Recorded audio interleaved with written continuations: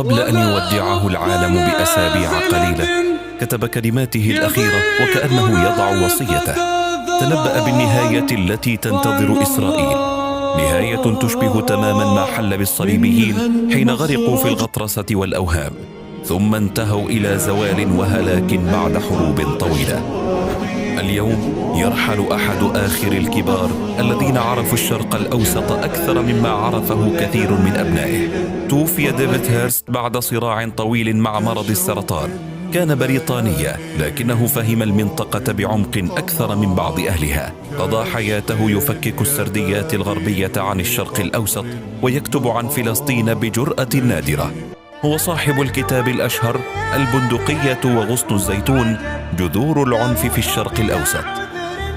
في 2002 دخل رام الله ليحاور ياسر عرفات وجها لوجه. عمل لعقود في الجارديان وكتب